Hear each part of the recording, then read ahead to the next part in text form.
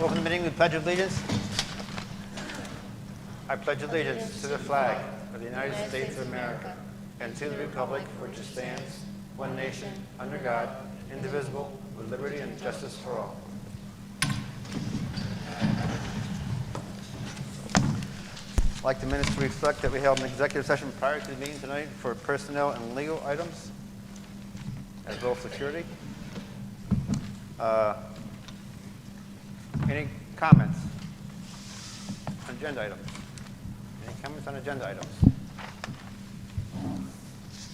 I don't see any. I'd like to thank Sheldon Kukuchka and Tom Kukuchka, as well as administration and support staff, for their efforts bringing the wall to our district for the public. That's a great thing to have. We're glad they did that for us. Appreciate it. Enrollments are on pages 4 to 6 for your review. Item 5, approval of minutes. Motion approved. Second. We have a motion and a second. Any discussion? Roll call, please. Mrs. Bennett? Yes. Mrs. Gregory? Yes. Mr. Perry? Yes. Dr. Perbola? Yes. Mr. Swilly? Yes. Mr. Widener? Yes. Mr. Burke? Yes. Mrs. Arnold? Yes. Mr. Farr? Yes. Item 6, superintendent's report. So before I ask for a motion, I wanted to remind you that we gave you a brand new list, an updated list of all the people that we are recommending for the summer program. That is a two-sided document. So you can see that we've been very successful in recruiting not only our own staff, but also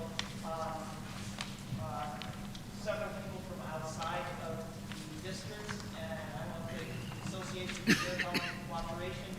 And so we're looking forward to a very robust summer program.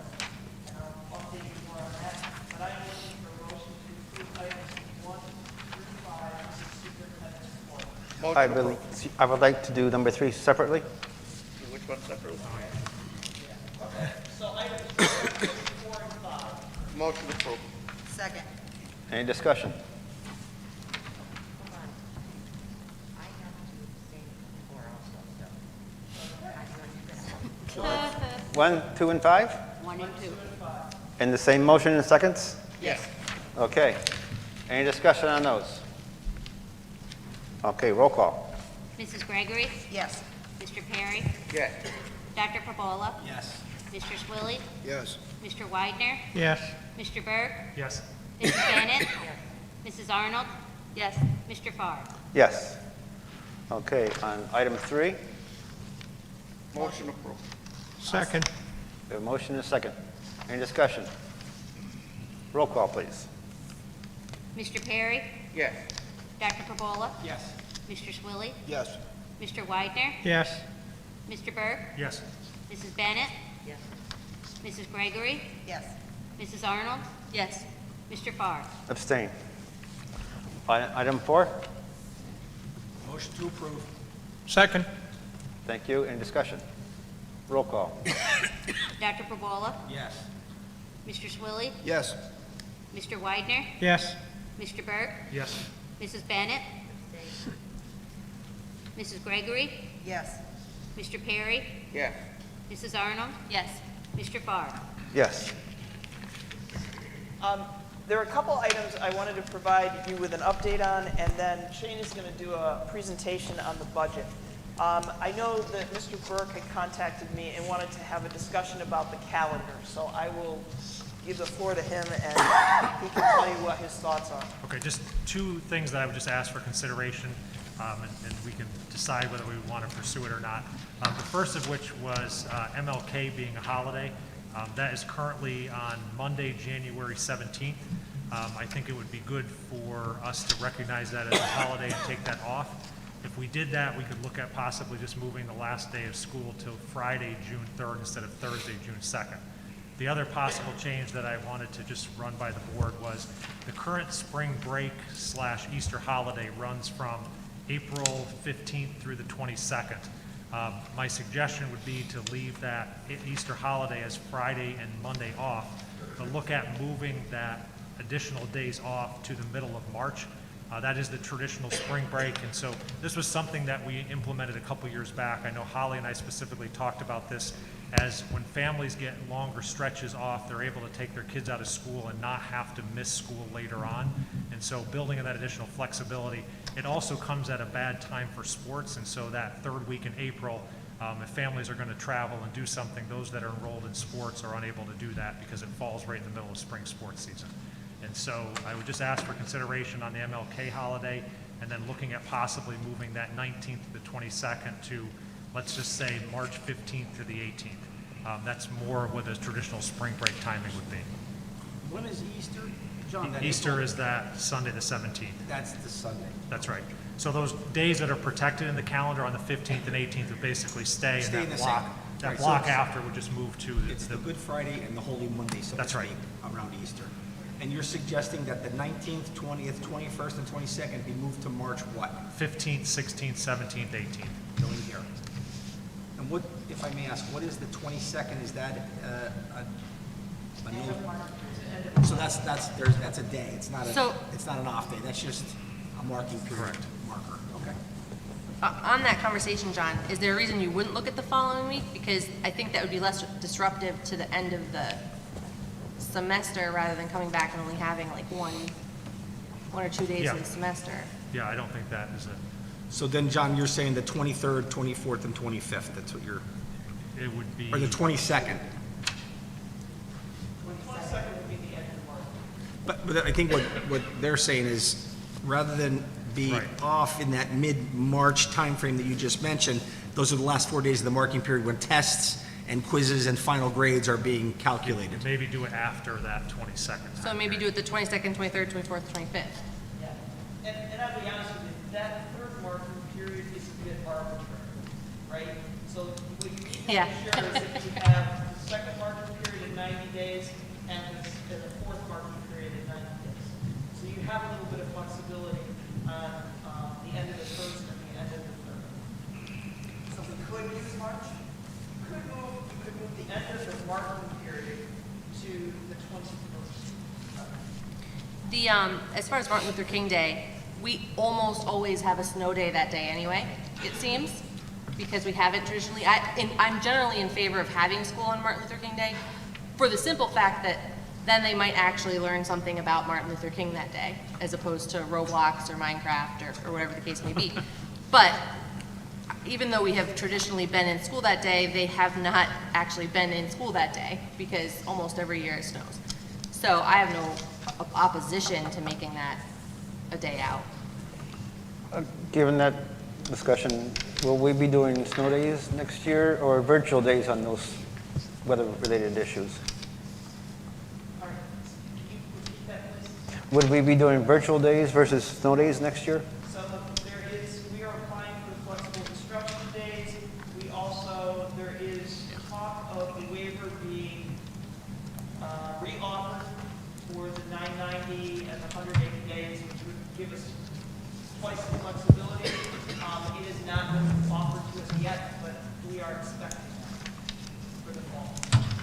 So that would help us basically. So I think what Phil's getting at too is if we did add that extra day off for MLK, that pushes that Friday to the 3rd. Then if we have flexible instruction days, then we know that that's going to be graduation too. Right. Yeah. And we already have off the 13th and 14th, so that turns that into a 5-day weekend. That was the other thing, Holly, is it has another time where if there was travel, The parents third- can use that if they want to.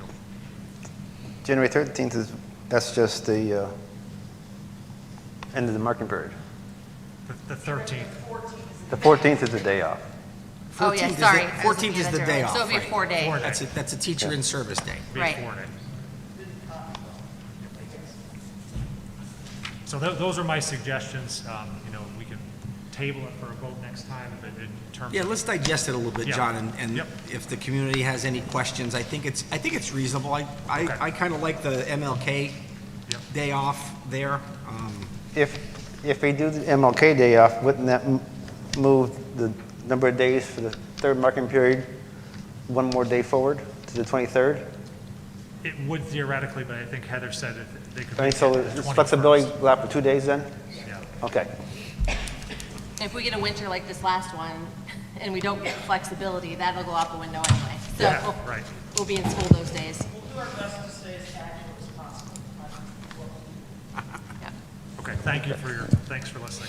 Sure, John. You weren't here the last meeting. I know, so I we know. have to back up. I know. All right. Thanks for bringing it up. So a couple other little things that I had that I wanted to update you on. Vaccination clinic, voluntary vaccination clinic, that will be next Tuesday, and then on June 8th as well. We've had almost close to 200 kids, ages 12 to 18, whose parents have said, yes, I would like to take advantage of the opportunity. The local emergency management agency is going to help us set up. The Pediatric Associates of Kingston are going to actually administer the shots, so they'll be the ones that are sending the team up here. We're going to do it from 11:30 in the morning to 2:30 in the afternoon. That way we have lots of time to observe kids before they get on buses. And so parents who have registered for that are going to be receiving an email with the consent form in it. They can come when their kid is scheduled. We'll have a schedule that we're developing. Not for individual appointments. We're going to bunch kids together. They can come and they can fill out the consent form there, or they can send the consent form in with their child. So parents who have registered, just sit tight. We're going to start working on that tomorrow, and you will hear from us shortly. We are currently tracking 2 cases at the IC and 2 cases at the high school, so that's good. We're optimistic about that. We went 2 weeks with no cases. We're still in the substantial for the community transmission, but I feel like the numbers are dropping. We're going in the right directions. Our summer programs, K-8, we have about 118 students currently have said save me a spot. There's been a lot of enthusiasm about that. We're looking at our staffing right now to see how many more slots we can open up for just everybody. At the high school level, we have established which courses we can offer for credit recovery, and we're working with 4 universities who are offering dual enrollment credits. So kids as young as 9th grade can actually enroll in some of these programs and some of these courses and start getting a college transfer. So that is moving along pretty quickly. Excuse me, And we're excited how many, about it, how many do we have coming? Sorry? How many students do we have coming for the summer programs? I know we haven't opened it up to high school yet, because we just established the courses we were going to offer. So that will take place shortly. Okay. And we're not necessarily done enrolling K-8. And how many? 118 so far in the first phase. 118 in K-8? 118 in phase 1, which was more of a targeted, pushing it out there to kids that knew needed it.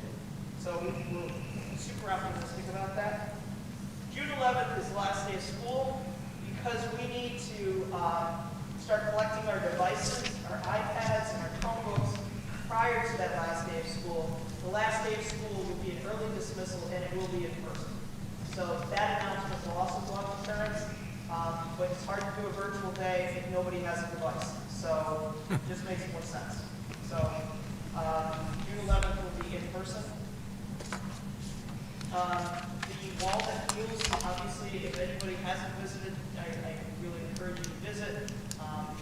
I took Mary Jean's advice, and I went to the educational trailer first, and then I went down on the field, and it does make it very meaningful, and so you understand how this was put together and the history of it.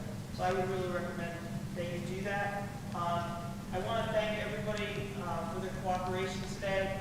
I want to thank Mr. Bosher. Your staff was particularly challenged because we had so many people out on that field, and you did a magnificent job. Rich, security was you guys are right on top of things, and I cannot thank the local law enforcement enough, because their response was very quick, and they had the issue well in hand, going door to door. And I just think that it was resolved quickly. It was resolved without incident, and it's hard to be prepared for every single instance. But today was a real challenge for us, and everybody goes to the occasion. Everybody met it and met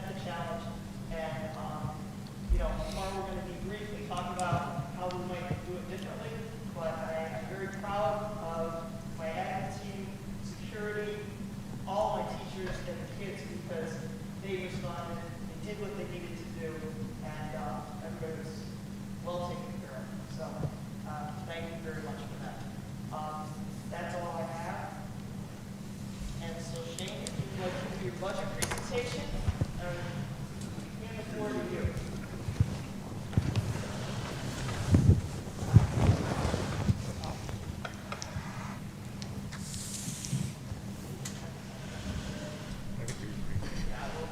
All right. Can everybody hear me okay? Yes. Okay. So I want to continue a discussion regarding the proposed budget for the 21-22 school year. I'm going to step back here so I'm not right in front of you, Bob. There are a number of details that we discussed at the last meeting when we approved the proposed. I'll just kind of review with you real quickly what the budgetary timeline looks like. Tonight we're going to hit on a couple of key highlights from the budget so that we can just use that as a framework going forward with our objective that on June 10th we will approve the final budget. So I want to start by a quick review of ESSER because ESSER continues to be a topic of conversation, and it's important that I want to ensure that the public has the information about the 3 different ESSER grants that are available to the school. So ESSER 1 was approximately $431,000. That was appropriated for expenses in the 2021 school year. Predominantly, that was technology and operating supplies. And under the umbrella of operating supplies, it was a combination of personal protective equipment as well as cleaning equipment and supplies that were used throughout the course of this year. ESSER 2 has not been received, but we have already started the process for how we anticipate allocating ESSER 2, which is $1.9 million. Approximately $300,000 of that bucket has been utilized in the 2021 school year, this spring, when we began the planning procedures to reopen to both cohorts. So approximately $300,000 has been appropriated for spring 2021 reopening, is what I call that. And the remainder of that, $1.6 million, is appropriated in the 21-22 budget. So as we move forward and we start talking about the budget numbers, please keep in mind that the expenses and the revenue have been adjusted for $1.9 million to be covered through ESSER specifically. And then the final bucket, ESSER 3, is approximately $3.9 million, $3.88. That allocation has yet to be determined. But I will highlight that those monies can be used for expenses through September of 2023. Okay? So a couple of things I want to just highlight. The 21-22 budget does incorporate portions of ESSER 2. And as we talked, this slide is exactly the same slide that I had from the last meeting. It is going to be used to fund a few key areas. One is the summer programming. So as Heather has continued to talk about the offerings that we plan to have this summer in K-8, right now we are allocating about $625,000 from the ESSER 2 bucket to cover expenses associated with that summer program. Obviously, once we go through this the first summer, we'll have a much better understanding of the costs. So right now, much of that is based on staffing, but there are also a lot of transportation expenses associated with running a summer program of that magnitude. And so at this point in time, we have a lot of estimates in terms of what we expect to incur as far as costs associated with transportation. There's another $600,000 that is earmarked for educational intervention. So that would be broken down into several areas. It is credit recovery, it is tutoring, and it is staffing to specifically address areas of educational loss that are identified that we feel need to be targeted in the coming year. We do have about $180,000 earmarked for Mahoopany operational costs. Now, as we all are currently navigating the evolving climate relative to CDC, Department of Health, PDE's guidelines, we will know more over the coming weeks about whether or not Mahoopany needs to continue to remain operational next year in order for us to be able to do what we want to do from an educational standpoint. But for right now, what we have done is gone through and identified what the additional costs are associated with running Mahoopany, including staffing, and we have identified about $180,000. And when I say staffing, that is specifically for additional staffing that we might not need otherwise. So if you think about things like security, custodial needs, cafeteria needs, those are unique expenses that we might not otherwise have if Mahoopany was not needed. We also have included in there some of the additional utility costs associated with having Mahoopany at full operation. Shane? Yes, You mentioned transportation for the summer program. yes. During the school year, we get a portion of our transportation costs reimbursed by the state. Will the summer program qualify for that? My understanding is no. Okay. Operational expenses. So what this would include is unique operational expenses associated with additional cleaning needs across the buildings following our current protocols. And finally, Fusion C3. So you can use ESSER funds to support an in-house cyber program. And so what we have done is identified expenses associated with continuing the ongoing operation of a cyber program, and we have earmarked those to be covered under ESSER in 21-22. Can I ask a question? The Yeah. summer program at 625 and the educational, the 600,000, is that, what's the educational intervention? Is that for all of next year? That's, yeah, it's the school. So the 625 is a one-time deal just for this For summer? this summer, that's correct. Bill, I think that estimate's high. I think it's gonna be high, but we really don't know. No, I get it. I mean, you're trying to, listen, I understand about the finances and the budget and how you're trying to look at Sure. these numbers. So the summer program is helping the kids who were not able to, Well, we targeted a lot of those kids for the summer program, and at the high school level, that includes credit recovery. So we're not, whereas in the past, if you were in credit recovery, you paid for those credits, right? Okay. We're paying for all of that. so the credit recovery issue or the summer, that's helping the kids that didn't get educated because of the pandemic, is what I'm kind of hearing. I mean, in simple sense. We are also offering some enrichment courses, so that would be in the form of enrollment. That again, and that might be for a kid that just wants to take. So the kids that maybe self-educated a little bit more through this pandemic, are there programs in here that are going to be offered to them to augment what they had in the past to even get better? Yes. Okay, so it's above and beyond. It's not only helping the kids that didn't maybe receive, it's everybody, Right. across the board. Okay. And Okay. We're looking at staff. At least an opportunity. Yeah, That's what I'm correct. saying. Okay. And I think that, you know, another example in that bucket of enrichment would be a student who perhaps chose not to take a class so that they could focus their efforts more heavily in some of their core classes and want to take an elective to keep on pace with where they might normally have been in a typical year. Okay, thank you. Yep. Okay, so what I have here is a comparison from the 2021 budget and what is in the current proposed for 21-22. Now, what we have talked about in each of these sessions is the portion of our budget that we would consider to be fixed expenses. And when I say fixed expenses, what I'm really talking about is expenses that as a district, we have some degree of contractual obligation. So you got to turn on the lights, you have to pay the teachers that we have currently under contract. You are committed to certain monetary adjustments through the contractual obligations that we have. We have to transport. That's really what you see here. So what you can see in each of these categories is what the projected increase is. So when you look at something like wage and benefits, that's assuming flat staffing.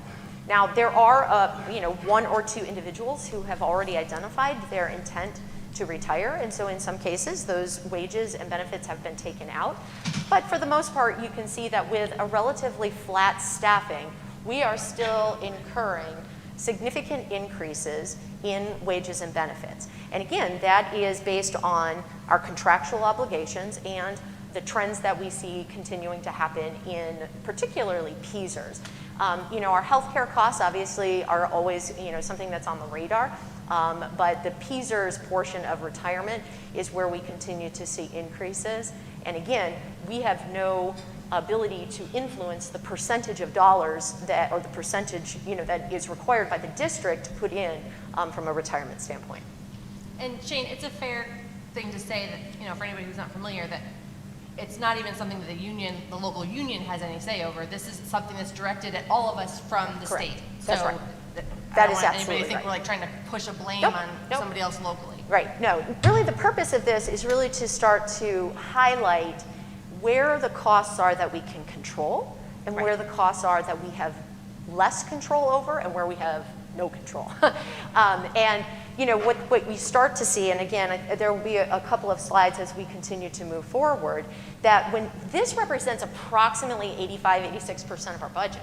And so what that means is that other remaining 14% that you can say is a controllable expense, it doesn't amount to enough to overcome the costs that we're seeing increase on an annual basis. And that creates a challenging equation that we as a community and as a district need to grapple with. Okay, so how do you reduce expenses? Because everyone can say, look, well, why don't you go do this? Why don't you go do this? There's a couple of knobs or levers that we often turn to. One is attrition, headcount. And really what that means is people retiring or people natural turnover, somebody who chooses to leave the district for another alternative. And usually when we talk about attrition, that's saying that we would not backfill certain positions so that is a true savings to the district. The other is when we look at our operating expenses and we evaluate how do we potentially see improved efficiencies, lower cost options, so that we can continue to see operating expenses go down.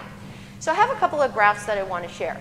This is a headcount graph. This is does not take into consideration student employees or coaches, but this looks at the main groups of employees in the district. The blue line represents the headcount trend over the last 5 years. And if we added 2021 over on the side, that's relatively flat. But what you can see is we have continued to see a decrease in headcount, but we're staying relatively flat over the last 3 to 5 years with regards to our expenses associated with wages and benefits. So what does that say? That says that the people who are kind of coming out of the system is barely keeping up with our projected increases in wages and benefits. And so what that says is, unfortunately, that even though the headcount number may be coming down, which is what we have targeted to do. I mean, if you think about over the last 3 to 5 years in the district, we have been tasked to figure out how to right-size the district. We know that our enrollment has continued to trend down, and this graph would indicate that our staffing has followed similarly. The question then becomes, though, at what point do you find a sweet spot where you are seeing the benefits of that headcount continue to go down from a cost standpoint? And really, realistically, we're just not yet in that area. We've not been able to see a headcount reduction that matches what our needs are from a cost savings standpoint. This is operating expenses, and specifically maintenance and custodial expense. So one of the other big buckets that is a controllable expense is the cost to maintain this district. So really what this looks at, well, these are specific account codes and categories. Supplies is the largest portion of that, and you can see that there has been pretty significant work over the last 3 years to deliver a reduction in maintenance and custodial expense in the area of supplies. And the other areas, which are much smaller contributors in the $200,000 to $400,000 range, $500,000 range, those are relatively flat. So we have continued to make improvements in the way that we maintain the district, which have delivered cost savings. And this takes wages and staffing out of the mix in terms of looking at maintenance and custodial expense. If you look at our maintenance staffing, we've been relatively flat. We're actually down currently. And if you look at our custodial staffing, we have also seen a reduction in our custodial staffing, which is part of the previous graph when we look at headcount. So really, what does this mean? Despite our continued efforts to reduce costs, expenses continue to climb. And we are unable to reduce costs at a rate that is needed to offset the contractually obligated increases in fixed expenses. And it's an important thing for us to kind of digest and really internalize as we think about what the next steps are relative to the budget. So I shared this graph the last time. I just want to bring this up to kind of show you some math. This is a summary of what the general fund balance has looked like over the last couple of years. So you can see from like 2016 to 2018, we maintained a relatively flat general fund balance. Prior to that, we were on a steadily decreasing trend. So we were able to stop that downward slide and have maintained stability. And in 1920, saw a favorable increase in the general fund balance. And we believe that's primarily due to closing school in March, right? Like, I because I don't would want people not- to think that we are on budget to do that again. So I think there's an A and a B to that. I would not say that we are on track to do that again, okay? So I do think that we are trending better than what we had anticipated relative to the deficit this year, but by no means do I expect that we will actually see that number grow. I do expect that we will see that general fund balance drop, but maybe not as much as what we anticipated when we did the budget a year ago. The second thing I will say is I think there's two pieces that play into our ability to deliver savings year on year. One had to do with the school closure. So you can definitely go back and you can track where we saw savings, especially in the operational expenses side.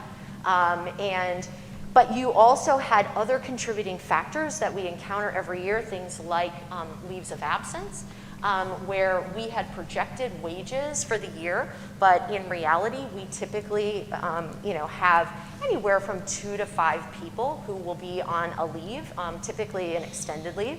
And that has a positive impact from a cost that you can't predict. So that's part of why there tends to be this gap, because there are elements of our budget where we project fully staffed. We project that we may have students who need to be placed in programs outside of the district. And if for some reason you don't have as many of those as you expect, then that shows up as some savings. But I would not necessarily be in the camp of advocating that you just project lower, because some of those expenses can be pretty significant. Right. I just didn't want to give the impression that we have like a $1 million surplus, Correct. It's a surplus. Right. That's not Yeah. repeatable. I would agree. That is Yeah. not repeatable. That is absolutely right. The only thing I would add is that we've worked really hard to stabilize that fund balance. And it's had to do with staffing decisions, it's had to do with how we spend our money, Yeah. it's what we prioritize. And I think that we have stabilized it, but we've now reached the tipping point. Right. Yeah. Right? And so where, I don't know how much we can do, we just have to understand that it's pretty stable right now, but now make some hard decisions in order to keep it stable. Right, because, and this is kind of like where this next slide will kind of take us. Like if you look at what the current proposed budget includes relative to budgeted expenses and revenue, we are currently projecting a $2.3 million deficit in next year's budget. So with a fund balance, right now we're kind of projecting that we will end this year at about 5.2 million. That would put us back to, 2.9 roughly. And if I go back here, we haven't been in that territory. And that is with all of the savings, that we have talked about. And, when you look at that, and I'm going to have for the next meeting, a little bit more detail relative to how we look at the projections for wages and benefits as we look out the next 3 years, because I think that that's an important discussion. And so while, okay, yep, you say, all right, well, we still have 2.6, 2.7 million in the fund balance, that becomes a much more dangerous place for us to be, knowing that we don't necessarily have a clear plan to close that gap. Which is why, the reality is that there are, we really need to think about how we strategize going forward. Okay. So the next steps, next meeting on the 27th, we will bring back, again, some additional data to help you kind of process like what the historical look has been relative to taxes. I'm going to be bringing that. so that you have that in front of you, so that you can also better understand what that change over time has looked like relative to inflation, relative to people's total tax bills. And we are continuing to make adjustments. So if you noticed, you know, and again, I understand that there's a lot of detail in here, but the number here, the budgeted expenses, is actually lower than where we were when we had this conversation, you know, 2-3 weeks ago. And so we are continuing to go through it with a fine-tooth comb, look for opportunities, and, you know, we're also getting new data. So, you know, while it's a tiny piece of the big puzzle, like you get your insurance, you know, numbers, and you get, you know, a little bit more information about subsidies, and, you know, you're just continuing to piece together the puzzle. Okay, that's what I have for tonight. And part of that would be the revenue side. Say that again, Phil? Part of that would be the revenue side. Part of that is also And the revenue we've- side. We've Yep. we've had some challenges there with real estate assessments. Procter & Gamble, a while back, challenged their real estate assessment, and we've had, that got lowered. They are doing it in a ramped fashion, so we don't see the reduction all the first year. But we've also got the same situation with Walmart Correct. going on right now. That has not been resolved yet. Correct. Walmart is in the Walmart has process. not. P&G is resolved. Right. P&G is The resolved. Walmart one has not. P&G, I believe, I tried to find an old email. I believe when all is said and done, after 4 years of phasing us in, P&G will be paying $517 or more $1,000 a year less to the district, which is the equivalent of about 1.78 mils. So if we raised everybody's assessment, everybody's taxes by we'll say 2 mils, that's what it would take to make up what P&G is saving now, because last year was a bad year for toilet paper. So, you know, I will not say that at every single meeting that we have until we pass this budget. And even then, because I personally don't, I feel it was a bad faith move in the community when everybody's struggling, that now everybody else is going, because we can't cut $517,000 of expenses. So in Walmart's, it's going to come in, we'll find out probably in the next week or two, I'd guess, what theirs is going to amount to. And we're probably going to be looking at a 3 mil deficit. I don't think we've raised taxes anywhere near 3 mils the whole time I've been on the board. I don't even know if we've done half that amount. I know we've done maybe a 1 mil here or there. I don't even think we've done a 2. We've done 2. We did a 2 one time, maybe? In Other the times last we've had 5 years, zeros. we've done it 2. Yeah. So, I mean, that is what we're going against. We're starting off in the negative over the next 4 years, because Walmart's probably won't be phased in, so that'll happen whenever it happens. P&G's is coming in differently. But it's not going to be just that $517,000. Every little tax increase that we do, they're going to be paying a little bit less than they would have been on top of that. So that $500 and some $1,000, that's just based on what it was in 2020. So that, you're probably going to hear that from me every meeting for a while now. It's a forever reduction for them. Yes. And that's just going to compound year over year over year. And, you know, that's our kids that it will affect. Shane, one thing that that I've had in the past, I think before you, was there's I don't know, call it, it's probably the wrong data title, cost per student. Yes. It's one of the things that we've seen. Obviously, the enrollments keep going down, and that is the concerning issue in the sense of every year it's what, 40 to 70 kids down. And you bring up a great point. There's only so many places that we can cut, and I believe we've had school closures, the consolidation. We are wringing the rag dry as best we can. Obviously, I'll be the person who says other districts are cutting programs. I don't believe there's anybody on this board that wants to do that. Sure.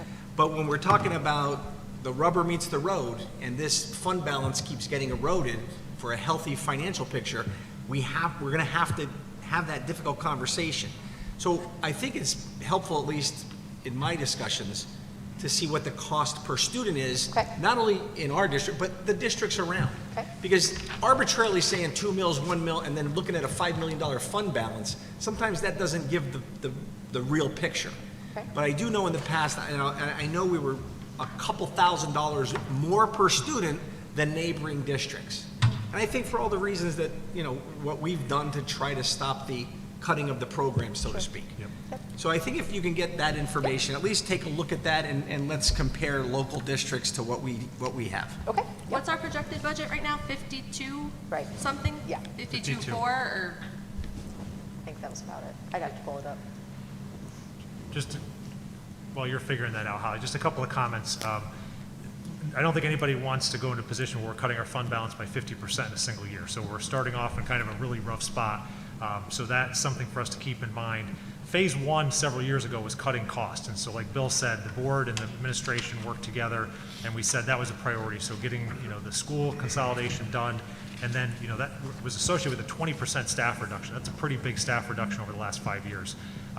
Like we said, I don't know where that rest of that money comes from, but as we think about what we're doing with taxes, it would be good if we avoided a crisis, meaning several years ago, the board and the administration and the whole staff was in a crisis mode, and so there's not been the appetite to raise taxes, and I would ideally like to avoid that, but eventually you get to the point where our fixed expenses are worth 6.5 mils. So just, if we're talking about a 0 or a 1, there's 6.5 that we can't control.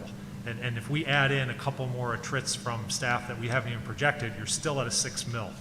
So that mill being 190,000, that's maybe 1.5 teachers or maybe, like in that range. So that's going to be the challenge is what Bill said is there's a balance here. I don't want to take taxes up like crazy, but if we don't move a little bit, then we're going to be in crisis mode next year and the year after. Shane doesn't want to show this data yet, but she and I have been working on the outlook out through 24, 25. And I'm using some modest salary increases, modest benefit increases, and with the bond payments that drop off, we're still $2 to $2.5 million deficit every single year. And so this isn't going to be fixed by just raising taxes. It's going to be a combination likely of some modest tax increases and then cutting programs in some way or shape or form. Because we're not going to make $2 million up by operational expenses anymore. And credit to the administration staff working on that because all those other cost centers were held flat and wages were held flat when we had those salary increases during that period of time. So that's something for us to think about as we make that tough decision on that June 10th date of what we do there. But we're not in a great spot. And the earlier we address it, the better off we're going to be. I mean, we live in a world where everybody sort of kicks the can down the road and they don't make that tough decision. And I know that this board can, if we have to try to figure out how to make this work out. Yeah, and we actually had salary increases, but the total salary expense did not go up because of the attrition. That's right. Yeah. Okay, anybody else? I just wanted to add, we're still under committee. Is that what we're looking at right now? Yep. Okay. We're going to be having a curriculum committee meeting on the 17th, did we say? No, 20th. 20th. On the 20th at 4 p.m. May 20th. May. Also, I had a call with our local PSBA representative and Mr. Pagnotti, and he and I talked about some different things. One of the things is that they are having a PSBA conference this year. It's a little earlier than usual, September 27th to the 29th. So if there is interest in attending that, that's going on. So just to bring attention to that. And there were some other things we had talked about. They have a program that they offer for superintendent evaluation to do it, differently, more electronically. They had, we talked about trainings that have been available to the school board members. I don't have my list in front of me, but it was a nice call. It's a good program that we have there. We use the PSBA for redoing our policies. We use them for a lot of different things with the school. And I believe there are some mandatory training requirements for school board members? There are. So that passed a couple of years ago that with the group that was elected in 2019, or took office in 19, I can't remember now. I guess it was elected in 19. If you're a new school board member, there's about 5 hours of training you have to do. If you're an incumbent, you have about 3 hours, and that'll be the case every time we're reelected now. So the group that is up for election now, whether it be someone new or someone returning, will have required training hours because that became a state law as part of the PA code. So, which is not a bad thing. And is that available through the PSBA? Yes, at no additional cost to us because we're members of PSBA. And can the administration set us up?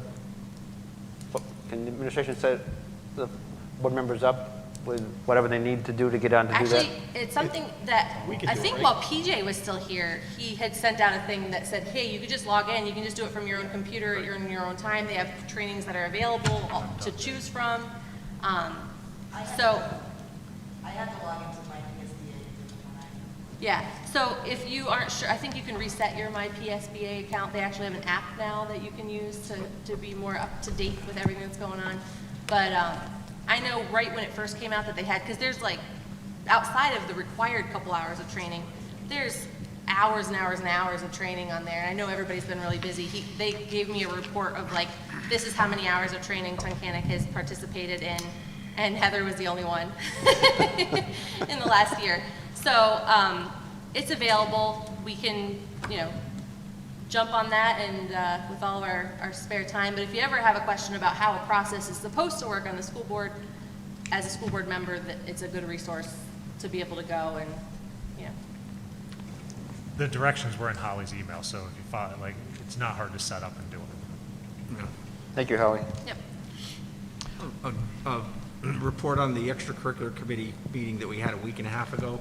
We just basically updated our guidance or our guidelines to follow the governor's new guidelines, and that's going to be an ever-changing thing as we move through the end of May. We also allowed the extracurricular kids, anyone who was in postseason play, the availability for that student to do virtual classes to sort of speak self-quarantine, so they wouldn't be exposed in school. So I think that's going very well for at least the feedback I got from the coaches and from the student athletes themselves. Beyond that, I think that's pretty much what we accomplished. The only other thing that we said is that when we started this in the fall, that if we had a case on a team, we would quarantine the whole team.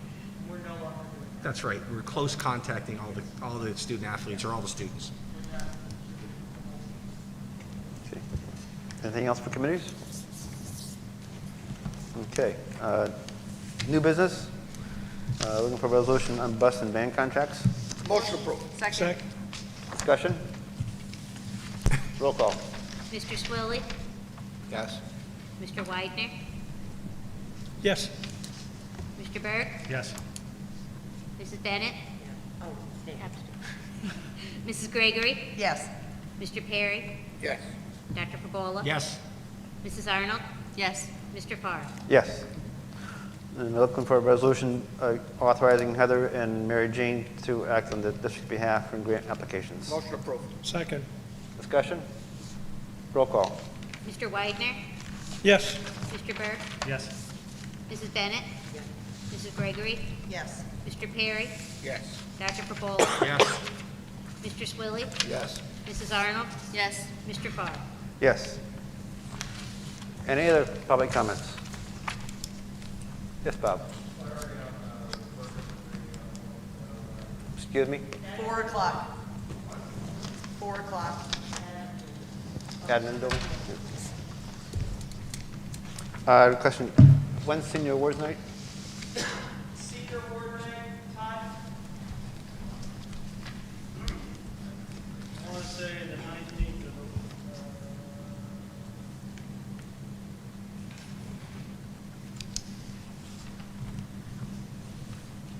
Wednesday the 19th. Okay. Do we have any band concerts or chorus concerts this year? Oh, boy, do we. Yeah, well, you know what? Yes, I will, you should be getting in your email the daily bulletin. There's spring concerts, there's jazz concerts, there's senior awards, there's the community awards. If you don't have it in your email, I'll get it to you. Yeah, we have Okay. a busy. I haven't been getting those. Me neither. You will We have used it to. tomorrow morning. We have a full slate of events coming up in the next 3 weeks. I One- get them because I have Thrill. my kids' email for school coming into my Outlook account, There you go. and the kids are all getting them. So if you don't have them, check your kids' email. Yeah, that thing evolves pretty regularly, so I'll make sure you get the latest and greatest tomorrow morning. Yep. Good, glad to hear we're having those. The band concert is May 20th, so. Motion And we adjourned. are, And we are having band camp this year too, so second that motion to adjourn. Pardon me? Motion to adjourn. Okay, adjourn.